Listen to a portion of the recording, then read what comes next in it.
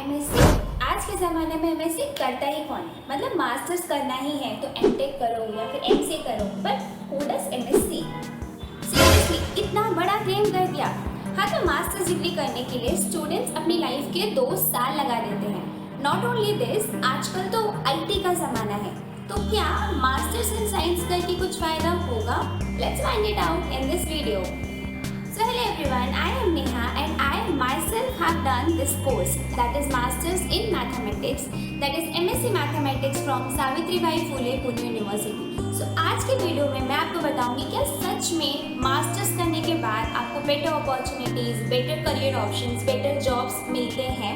That means is MSc worth it और specially is MSc Mathematics worth it?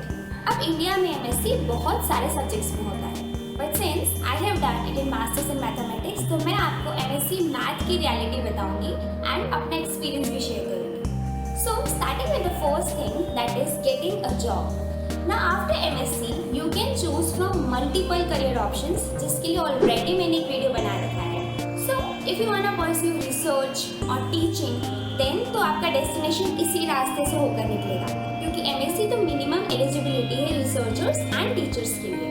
But wait, if you want a job in a corporate field, like IT की field में जाना है, then it can be a hurdle. If you are doing MSc from the best institutes like IITs, NITs, IISERs, IISc, etc., then you will easily land in a very good job. या फिर आप किसी ऐसे college से हैं जहाँ का campus placement भी बहुत अच्छे होते हैं, then also there is a chance. But अगर मैं मेरी यूनिवर्सिटी की बात करूँ, then मेरे बैच में situation was not that good. Because hardly मेरे बैच में 3 to 4 students got placed for the companies, क्योंकि first thing companies आती ही नहीं है, and secondly IT companies prefer BTech, MTech, MCA, ये सारे students को ज़्यादा prefer करते हैं as compared to MSc candidates.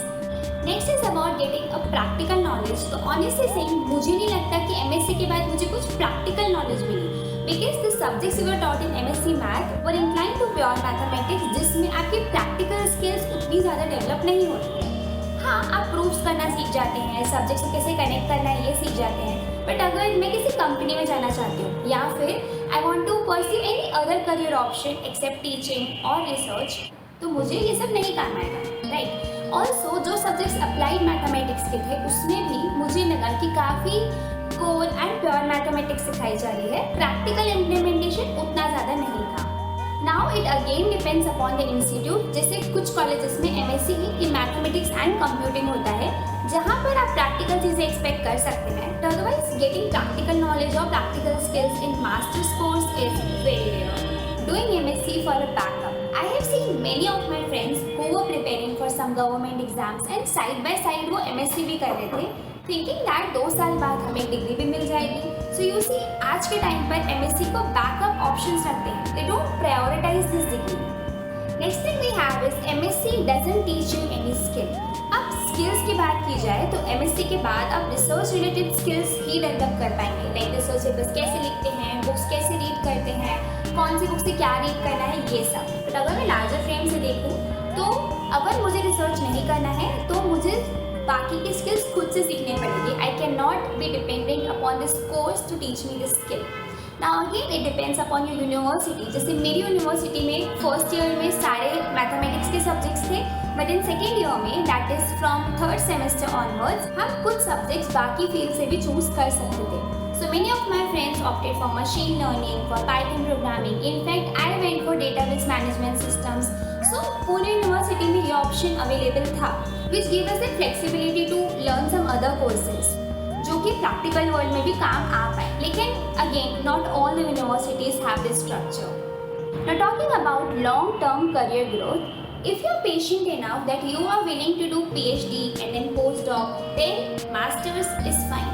But otherwise, you cannot expect a high-paying, satisfying job just after MSc without any further qualifications.